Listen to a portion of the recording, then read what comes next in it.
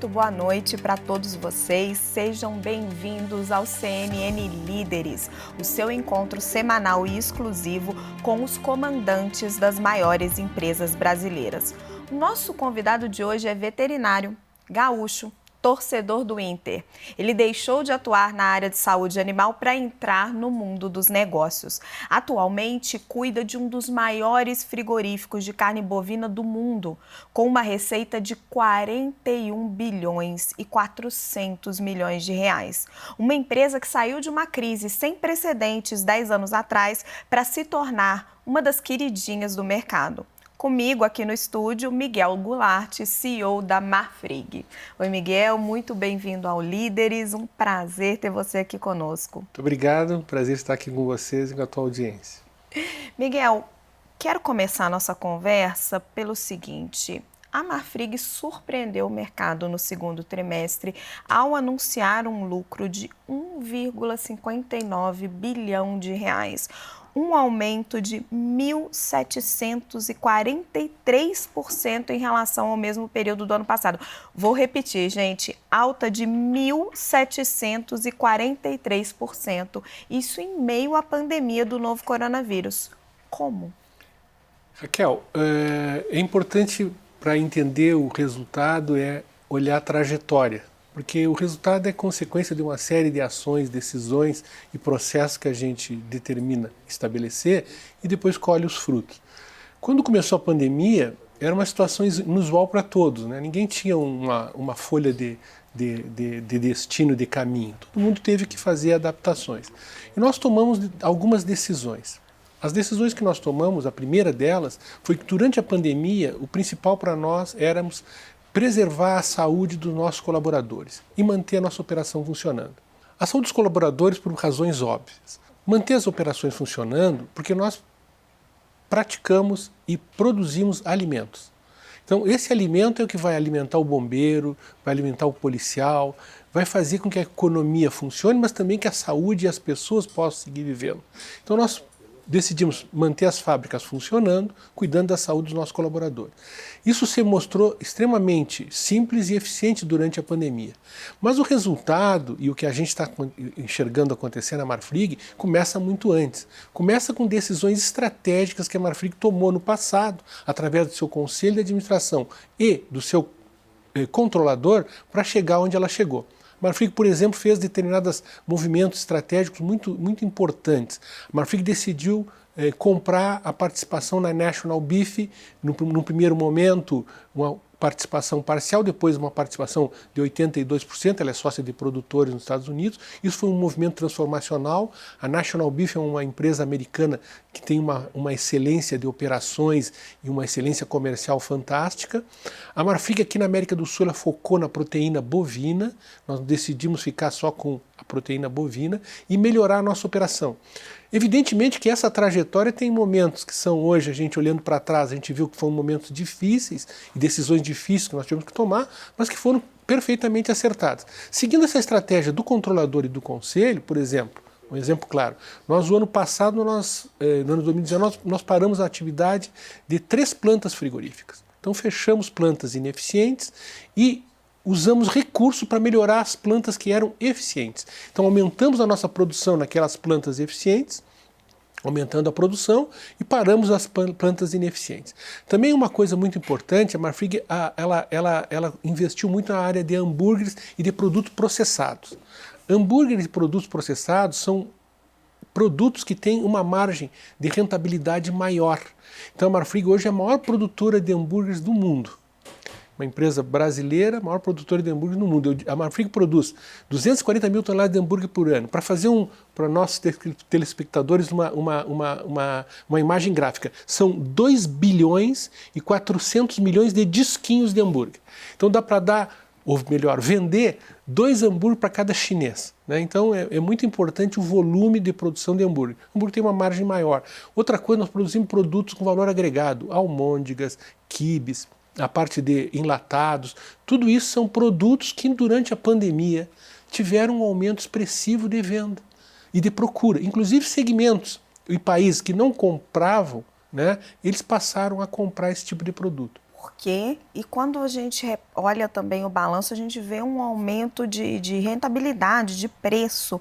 O que aconteceu na pandemia que deu esse efeito no setor e aí no setor agrícola de forma geral, né? Principalmente nos frigoríficos? Um exemplo claro é o seguinte, um exemplo é a Marfrig. A Marfrig era uma empresa 50 por 50.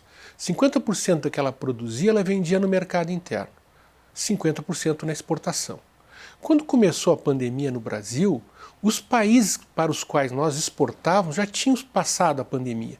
E o grande comprador daquele momento e nos momentos anteriores até a pandemia era a China. E a China já tinha passado pela pandemia no final de 2019. Ela vinha comprando muito, a China teve um problema da produção de suínos dela, e ela de importar 800 mil toneladas passou a importar 1.600.000 toneladas. Isso aí, onde ela foi buscar? Na América do Sul. Onde estava a Marfrig? Na América do Sul. Então nós passamos a exportar mais, a Marfrig passou a ser uma empresa 70-30, 70% exportação, 30% mercado interno. O dólar apreciado frente ao real ajudou muito, e uma empresa que tinha feito, e voltamos à informação que eu comecei a dar, um CAPEX estratégico nas plantas eficientes, com aprovação para todos os mercados, capitalizou essa vantagem. Por outro lado, o que aconteceu? Quando tu direciona produtos para o mercado externo, você diminui a pressão de oferta no mercado interno.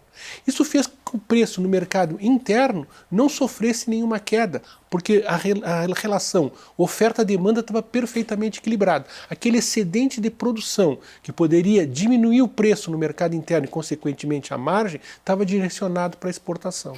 Miguel, você está me explicando que esse resultado tem fatores estruturais e também fatores conjunturais ligados à pandemia.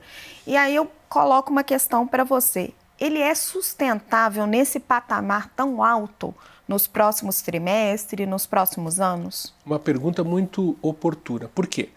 A Marfrig, há mais de 2 anos, ela vem praticando um processo que a gente chama que é back to the basics. Vamos voltar ao básico, que é comprar bem, processar bem e vender bem. Então nós viemos fazendo todo um processo de aumento de produtividade, diminuição do custo fixo, entende? Aumenta a produtividade e dos insumos que nós usamos, oportunizando um benchmark entre as operações. Por exemplo, eu sempre digo que na indústria frigorífica ou em qualquer outro tipo de empresa, a gente sempre está aprendendo. A gente todos os dias tem uma novidade, uma coisa interessante para aprender. Então eu sempre digo, por exemplo, daqui a pouco nós temos operações na Argentina.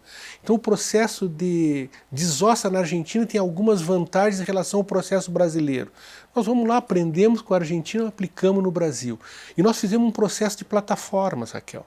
Esse processo de plataforma é o seguinte: toda a venda da Marfrig é feita através de uma plataforma que usa produtos da Argentina, do Uruguai, do Chile, dos Estados Unidos. A parte de processamento, transformação do animal em carne, a mesma coisa. Nós temos um diretor operacional único para toda a América do Sul. Isso aí deu ganho de escala e deu ganho de eficiência muito rápido. Nós baixamos o nosso custo fixo muito, nós melhoramos o nosso processo de venda, nós também apostamos nesse processo de produtos de valor agregado industrializado e em carne com marca. E a Marfrig fez outros movimentos também dentro desse processo de comprar bem, transformar bem e vender bem, que são muito importantes. Por exemplo, a área de logística. Nós temos todo um estudo de malha logística, e nós vimos que tinha oportunidade de captura de valores de logística muito importante. Nós fizemos esse processo, implantamos esse processo.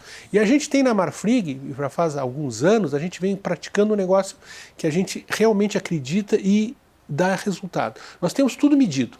Nós só acreditamos que você vai melhorar se você tiver a medida do que você está fazendo. Então, nossos KPIs, todos são constantemente monitorados. KPIs? Esses indicativos, vamos dizer assim, indicativos chaves, transformando para português. O que você está me dizendo, então, é que na sua avaliação, é sustentável. Você mencionou, Miguel, a questão da demanda chinesa como fundamental, antes e durante e depois da pandemia. Agora, nós estamos vendo a China colocando barreiras para alguns frigoríficos brasileiros, colocando ali dúvidas sobre a questão de contaminação do coronavírus, sendo que a gente sabe que não passa por alimento, né? Você não é contaminado por coronavírus na hora de comer uma carne, mas enfim, eles estão usando isso como um tipo de barreira. Essa ameaça pode se tornar realmente um prejuízo concreto ou você acha que vai ficar só na retórica? Vamos olhar dentro da perspectiva de tempo mais amplo. A China tinha já um incremento do consumo de proteína bovina, que vinha acontecendo. Isso se baseia pelo seguinte, Raquel, a China consome aproximadamente 5 quilos de carne bovina habitante ano, per capita, 8 quilos de carne de frango per capita por ano, habitante, e 46 de carne de suíno. E a China já vinha aumentando à medida que você transfere população do campo para as cidades. Existe um incremento econômico na receita das famílias. O consumo da proteína carne cresce. Isso já vinha acontecendo ao longo do tempo, pré-pandemia de Covid e pré-problema que a China teve no abastecimento de carne suína. Então isso já era um movimento que não começou em 2019, na verdade começou 2 ou 3 anos antes, já se viu um crescimento. O que responde à sua questão, sim, é sustentável e deve seguir acontecendo. Evidentemente que esse aspecto do Covid é um aspecto novo para todos.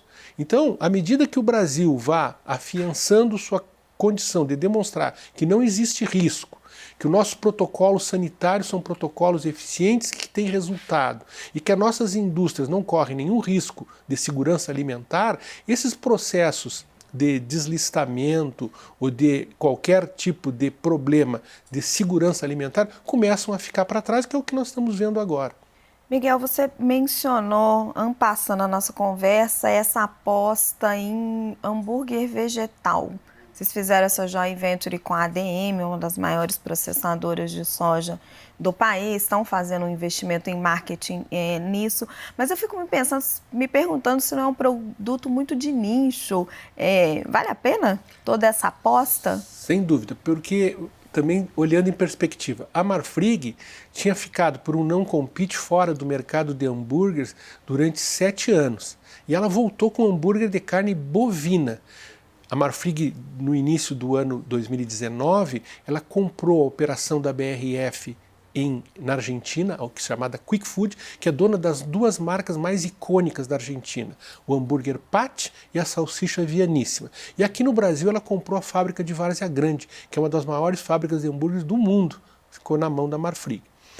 O que aconteceu? Nesse processo de produzir hambúrguer bovino, dentro do teu portfólio de produto de hambúrguer bovino, existe um grande espaço para o hambúrguer de origem vegetal. Porque nós acreditamos que hoje tem uma categoria de consumidor que vem crescendo, que é o flexitariano. Não é aquele que só come hambúrguer vegetal, ele come hambúrguer de carne bovina e hambúrguer hambúrguer vegetal. Então, o que nós queremos, dentro da qualidade de produtos Marfrig, dar a esse consumidor a oportunidade dele escolher. Na segunda-feira, quer comer o melhor hambúrguer bovino, come um Barsi, come um Montana. Quer comer um hambúrguer de origem vegetal, come um Revolution da Marfrig. Isso aí tem se mostrado extremamente atrativo e funcionando bem. Mas o gosto é igual, Miguel? Olha, eu te desafio a dizer que sim, porque nós trabalhamos a vida inteira em carne, mais de 39 anos trabalhando nesse segmento, e a gente faz teste cego, Raquel. É impressionante, é muito saboroso, é muito parecido com a carne. E, inclusive, nós temos teste com o pessoal de fábrica, o pessoal assim que normalmente não participa desse tipo de painel, todo mundo fica enlouquecido. Mas como é parecido? Não é só parecido na forma, na cor, na textura, também o sabor é muito parecido, é muito bom. E a gente vem muito entusiasmado com esse segmento. E não é só hambúrguer, é almôndega, é quibe. E quando você tem a oportunidade de fazer uma joint venture com a ADM, que é a maior produtora de sistemas para produção de produtos de origem vegetal, como a Marfrig é a maior produtora de hambúrguer, você une 2 gigantes com tecnologia, com capacidade de produção, com sistemas de P&D para desenvolver processos, sabores, texturas. Isso aí tem sido muito rápido. E se você olhar esse segmento, é um segmento totalmente novo. Ele está se desenhando, ele está tendo um crescimento muito grande, porque ele parte de uma base muito pequena. Mas nossas expectativas são muito boas nisso. E, de fato, os primeiros movimentos comerciais e as primeiras negociações que nós temos feito têm sido um sucesso. Nós exportamos para a China, nós exportamos para países da América do Sul, nós estamos exportando para os Estados Unidos, exportamos para a Europa. Ou seja, existe todo um mercado que está se movendo e se posicionando. E se você olhar que uma grande parte de quem faz esse tipo de produto são produções ou artesanais ou de pequena escala, e você tem do lado uma gigante como a DM e uma gigante como a Marfrig, tudo nos indica que nós vamos ter um grande êxito nesse segmento. Miguel, a Marfrig é uma das empresas que tem se posicionado contra o aumento do desmatamento na Amazônia, inclusive na pessoa ali do Marcos Molina, que é o fundador. Por que vocês estão tomando essa iniciativa? E eu queria saber se, na prática, vocês já percebem efeitos negativos dessa imagem ruim do Brasil lá fora em relação ao meio ambiente. Raquel, eu acho que o Marcos é um visionário, não só no aspecto do que ele transformou a Marfrig ao longo de toda a sua existência, mas ele também tem a sensibilidade de perceber o momento que nós estamos passando. Sustentabilidade deixou de ser um atributo, passou a ser uma obrigação. Você não consegue hoje entrar em determinados mercados, determinados clientes, chegar em determinados pontos, se você não tem um processo sustentável comprovado. Porque também não adianta discurso. Hoje você tem que ter prática, você tem que ter capacidade de registrar e certificar o que você está fazendo.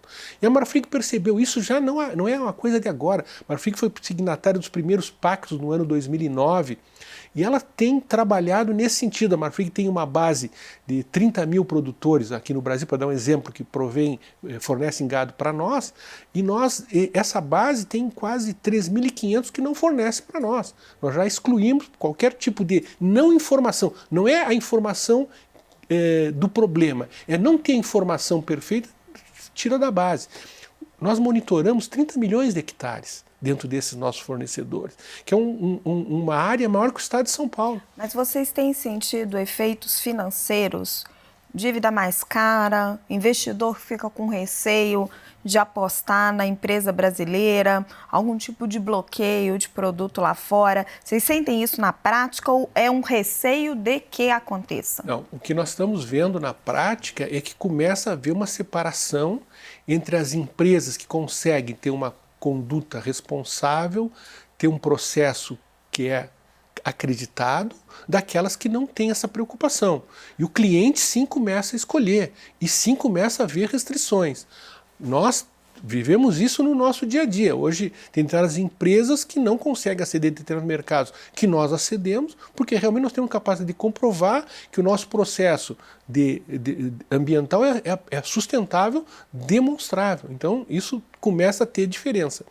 O que eu acho que existe uma mudança que veio para ficar é que a gente não deve esperar uma remuneração maior por isso. Isso é uma condição de entrada, entendeu? Ou você faz isso, ou você está fora do jogo. Não é uma questão de você vai vender por mais ou por menos, entendeu? Hoje uma empresa não tem uma política sustentável, uma governança séria, ela não vai jogar na primeira divisão. Entendeu? E nós temos o Brasil jogando na primeira divisão. O Brasil abriu uma série de mercados nos últimos anos. Nós temos um trabalho maravilhoso do Ministério da Agricultura com a ministra Tereza Cristina, que é público e notório, que vem fazendo, abrindo mercados, abrindo portas para as empresas brasileiras. Então nós estamos jogando na primeira divisão. Para jogar na primeira divisão tem uma série de regras. Regras de governança, regras de sustentabilidade, regras ambientais de todo tipo e regras sociais de todo tipo. Então eu acho que cada vez mais o joio vai ficar separado do trigo, não tem nenhuma dúvida. A Marfrig está vivendo a sua era pós-BNDES. O banco estatal, que tinha aí mais de 30% da empresa, vendeu a sua participação em dezembro de 2019. Saiu ali com a ação cerca de R$10 e hoje estamos falando de 17, 18. O BNDES saiu na hora errada? Eu acho que tudo são etapas. O BNDES fez um negócio com a Marfrig, esse negócio foi bom para o BNDES, foi bom para a Marfrig. Os tempos mudaram, a situação avançou, a empresa seguiu avançando. Isso me permite a observação atrevida aqui, eu acho ainda que está barato, entendeu? A Marfrig é uma empresa que a ação não reflete a qualidade da companhia. A Marfrig vem fazendo uma série de avanços, a Marfrig tem um footprint fantástico na América do Sul, na América do Norte, porque proteína, nós estamos num setor onde a demanda supera a oferta. Nós estamos no lugar onde a proteína vai ser produzida, América do Sul, América do Norte. Nós temos uma empresa focada em produto, em qualidade, em marca, em governança, em sustentabilidade, né, em custo fixo, em melhora de eficiência. E a gente formou uma grande equipe na Marfrig, né? O Marcos sempre investe muito em pessoas, ele acredita no desenvolvimento das pessoas, ele dá oportunidade das pessoas crescerem na organização. E eu acho que esse momento da Marfrig é o que reflete esse crescimento do valor das ações, que ainda para mim reflete menos do que eu esperava, ou eu acho que nós estamos na metade do caminho. Vou te provocar então, Miguel, quanto deveria estar valendo a ação da Marfrig? Não posso dar guidance, eu posso te dizer que está barato.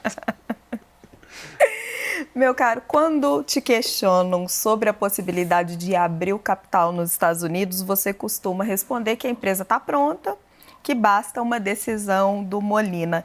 Então eu vou te trazer outra pergunta. O que está faltando para o Marcos tomar essa decisão? Olha, essa é uma pergunta que você vai ter que fazer para ele numa outra entrevista. Não, falando sério na sua resposta, eu acho que a Marfrig está... A nossa missão como executivos da empresa é deixar ela preparada no estado da arte do ponto de vista de governança, e esse também tem um processo que, dentro dessa governança, de todos esses procedimentos que a gente tem que tomar uma série de passos para a empresa estar preparada. O timing correto vai ser tomado pelo senhor Marcos Molina e sua sócia, que são os controladores, e pelo Conselho de Administração. O que eu posso te dizer, e me atrevo a opinar, é que eu acho que os timings da Marfrig estão perfeitos, né? Ela escolheu todos os movimentos transformacionais, ela acertou perfeitamente o time, que é uma dessas explicações por que os movimentos estratégicos estão refletindo do que a Marfrig é hoje. A Marfrig saiu da proteína, você focou na proteína bovina no momento certo, focou em baixar endividamento no momento certo, a Marfrig focou em melhorar a eficiência no momento certo, a Marfrig fez a compra da National Beef no momento certo, entendeu? A Marfrig apostou em processados, em produtos de valor agregado no momento certo. Então, esse timing, que justamente a gente tem que estabelecer o que é a função do executivo e do seu conselho ou do seu controlador, eu acho que esse processo na Marfrig está muito azeitado, entende?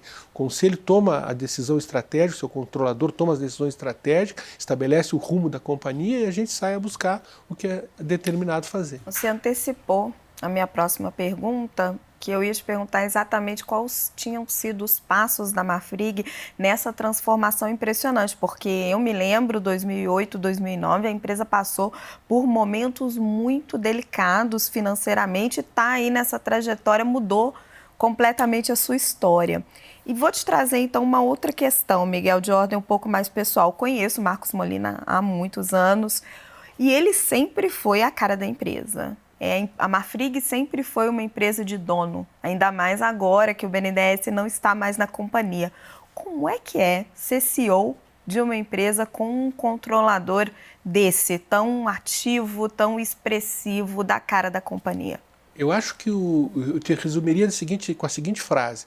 Eu acho que o bom CEO é aquele que pensa como dono, mas não esquece de quem é o dono, né? Então, eu acho que tem um fator muito importante, é que também as pessoas têm que terem um feeling, têm que terem um processo de integração e de ajuste, né? E eu acho que tem que dar certo, tem que dar liga, vamos dizer assim. Eu acho que no caso do Marcos, é muito fácil trabalhar com ele. Porque o Marcos é uma pessoa, não vou fazer aqui alagar demais o que é o nosso dia a dia, mas o Marcos é uma pessoa que pensa e coloca os interesses da empresa em primeiro lugar. Ele é muito criativo, ele tem muitas ideias, né? Ele tem muita experiência, ele conhece o que ele faz, ele conhece o negócio dele, entende? Ele vive o dia a dia do negócio dele. E ao mesmo tempo, paradoxalmente a tudo isso, você tem muita autonomia. Você tem autonomia, você tem apoio, entende? A Marfrig vive um momento muito bom internamente. E o Marcos, e eu não preciso falar só por mim, porque eu comecei na Marfrig em 2018, o Marcos sempre teve preocupação em formar equipe. Então, eu tenho gente que eu trouxe para trabalhar na Marfrig agora, mas a maioria das pessoas já estavam na Marfrig, entendeu? São pessoas da equipe da Marfrig, pessoas com experiência, um time sênior, um time que gosta de ganhar, entende? Um time que se preocupa em cuidar os recursos da empresa, em ter desempenho. E aí voltamos para os indicadores, os KPIs, né?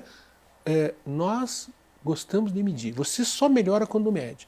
E nós somos aí meio paranoicos, meio obcecados nisso.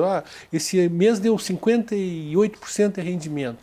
Mês que vem tem que dar 59%. O custo fixo esse mês foi 8%, 9%, tem que ser um pouquinho mais baixo no mês que vem. Sempre um processo de melhora contínua. E muita humildade. Porque o que eu vejo, Raquel, é que muita empresa pensa que já chegou no topo. Nós acreditamos que nós estamos percorrendo um caminho que sempre pode ser melhor e que esse caminho é um processo de melhora contínua real. Melhora contínua de produto, melhora contínua de pessoas, melhora contínua de processos. Tudo isso na Marfrig hoje está vivendo esse momento, né? Os desafios são grandes? Claro que são, né? Uma empresa que tem 17 mil empregados no Brasil, 30 mil em todo o mundo, que tem uma operação no Uruguai, na Argentina, no Chile, nos Estados Unidos, tem diversidade, mas você tem que ter humildade de aprender onde as coisas acontecem melhor em cada lugar e capacidade de implantar naquele lugar onde as coisas poderiam ser melhor. Nós temos CEOs extremamente experientes e nós temos um quadro de funcionários. Eu vou te dar um dado. Durante a pandemia, o nosso índice de ausentismo, de absenteísmo, de faltas ao trabalho caiu. Na maioria das empresas que a gente vê de vários setores, o índice subiu. No caso da Marfrig, caiu. Miguel, falando dos seus funcionários, a gente vê os frigoríficos tendo problemas importantes com contaminação de coronavírus entre os funcionários. Vocês atuam em vários países. A situação hoje ela é mais complicada nos Estados Unidos ou aqui no Brasil? E como é que vocês estão atuando para garantir a segurança dessas pessoas? É uma pergunta muito interessante, porque aí vem também como tu aprende com a tua operação em outra geografia. O problema nos Estados Unidos chegou antes. Então, a nossa operação nos Estados Unidos viveu a crise do corona antes da nossa operação na América do Sul. Com todos aqueles ensinamentos que nós aprendemos nos Estados Unidos, nós aplicamos previamente aqui na América do Sul. A Marfrig começou com... Nós temos um diretor médico, o Dr. Altemir, e nós começamos com um protocolo médico sanitário de 14 páginas, Raquel. O protocolo hoje tem 72. Nós começamos fazendo tentativa e erro, em alguns casos, por exemplo, nós temos... Estão parecendo um hospital, então. Não, é que também existe uma cultura da indústria frigorífica de higiene e de limpeza. Você entra no frigorífico, você tem que trocar de roupa, tem que lavar as mãos, tem que trocar de calçado, tem que lavar os calçados. Então, o pessoal de frigorífico já tem essa noção de higiene e de sanidade. Então, não é tão difícil no ponto de vista dos funcionários. O protocolo sanitário que nós fizemos foi inovador. Nós fomos a primeira empresa do ramo de carne bovina a assinar um TAC com o Ministério Público. E esse TAC serviu de base para muitas das ações em outros tipos de empresas e outros setores. Mas com todo esse controle, como é que dá tanto caso? Como é que aparece tanto caso, aí que tá, Miguel? No nosso caso, não. Porque a primeira coisa que nós fizemos, nós aprendemos, por exemplo, vou te dar um exemplo, ônibus. Começamos 50% de ocupação nos ônibus, para evitar aglomeração nos ônibus. Depois, um sistema de aferição de temperatura e de anamnese, de questionário na entrada da planta. Depois, áreas sociais, vestiários, refeitórios, áreas de descanso, separação das pessoas, separação de turnos. Entendeu? Aí você vai aprendendo. Barreiras físicas entre os postos de trabalho, separação e distância entre os postos de trabalho. Aí você vai pegando um ritmo. E esse protocolo que começou com 14 já está com 72 páginas. Aí você vai, por exemplo, você diz, não, os ônibus têm que ser desinfectados. Porque a pessoa está... Como é que uma pessoa... Primeiro, você não sabe bem se contamina ou não em ônibus, mas você parte da premissa que pode ser. Então, vamos tomar prevenção para que não aconteça. Nós passamos a desinfetar os ônibus. Nós de transporte de ônibus nós não sabemos, porque não somos empresa de transporte, mas de desinfecção e limpeza nós sabemos tudo. Então, você via o pessoal da Marfrig, o ônibus chegava, entrava um funcionário da Marfrig e desinfetava todo o ônibus. Isso aí começou a baixar o nosso índice e nós hoje... Outra coisa, dentro do TAC do Ministério Público, nós aceitamos fazer uma coisa que é muito resistida por algumas empresas. Nós testamos 100% dos nossos funcionários. Nós testamos 100% e nós temos um processo de busca ativa. O que acontece? Quando você faz todo esse controle de temperatura na entrada, toda essa separação de distanciamento social, você separa e você evita que o sujeito com sintomas adentre o recinto industrial. Mas você não evita que o assintomático. Exatamente. Aí o que acontece? E eu percebo essa resistência das empresas que você fala. Nós testamos 100% e ainda fazemos busca ativa. Então o que acontece? Nós pegamos pela anamnese, pelos sintomas, o que tem sintomatologia. E conseguimos detectar o assintomático pelo teste 100% e pela busca ativa. Então, a Marfrig, nesse caso, ela saiu bastante bem, né?